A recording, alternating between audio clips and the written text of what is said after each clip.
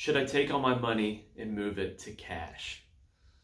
That is a question and a conversation that's happening all across America. We're hearing it, and I'm sure you are hearing that too, and probably part of those conversations. Hi, my name's Chris White, and I serve as CEO of Chronicle Partners. We are an independent investment advisory group here in Franklin, Tennessee. And today I want to speak specifically to that. Is it the right time to take your investments and move them to cash? My simple answer is I don't think so. There's a couple reasons why. Rarely are we going to make any kind of recommendation to folks to go to cash unless it's part of the plan, unless being in cash is going to help them accomplish some goal.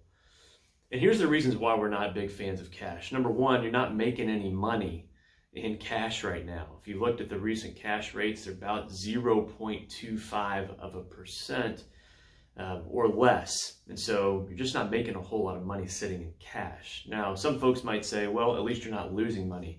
That's point number two. You actually are losing money when you're in cash.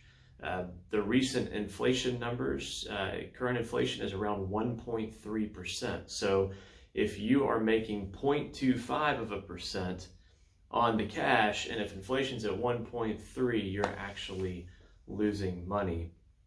The third point about going to cash is depending on where we're at in the market and where your portfolio is at, from a return standpoint, you might actually be locking in losses.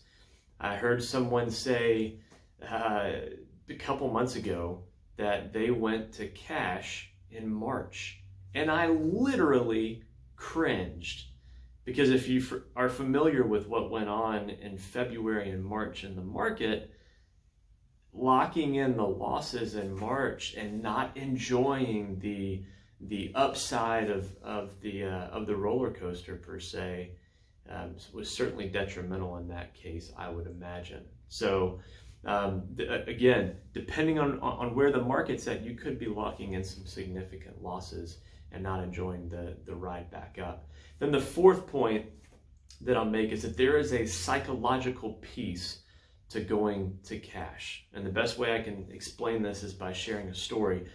Back in 2008, someone that we served, they called me up in October of 2008, which was one of the worst months that we had ever seen in the market. And this person told me, they said, Chris, I literally feel like I am walking into a bank, taking big piles of money, walking outside on the side of the street and throwing money in the air when I'm putting money into my retirement vehicles, IRA, 401ks, etc. And I did my best to coach and counsel not to go to cash, but this person insisted upon it. And so we did. We went to cash. Here's the sad ending to that story. This person was literally paralyzed by what was going on in the economy, what they were hearing from the media. And it took them 2 years to inch their way back into the market. They were out of the market sitting in cash for 2 years.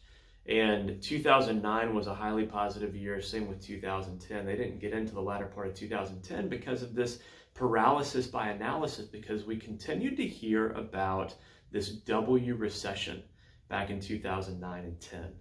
And so they were waiting for the other shoe to drop, and it never really did. And the market has done pretty well since 2009. Obviously, we've had some bumps along the way.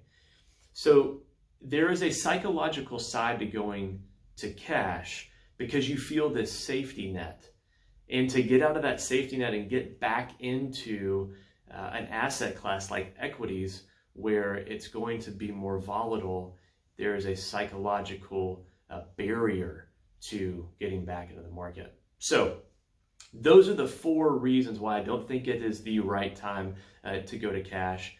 And so here's something to consider. Instead of going to cash, what if we just get a little bit more conservative? What if right now we're sitting at a balanced type portfolio, 60 to 65% aggressive, the rest conservative, And instead of sitting there, why don't we back it down to say a 50-50 or a 40-60 or even a 30-70, which is certainly on the conservative side of the spectrum. And a little food for thought, a 30-70 portfolio in the 2008 downturn, so really from October of 07 to March of 09, was down about 5%. The S&P 500 in that same time frame was down over 50%. And there's something psychologically, again, if you're already invested some in the market, it's much easier to ratchet up that risk and get back to where you were over some amount of time. So just some things to consider. I hope it's helpful. If you have any questions or would like to discuss further, certainly let me know. Have a great day.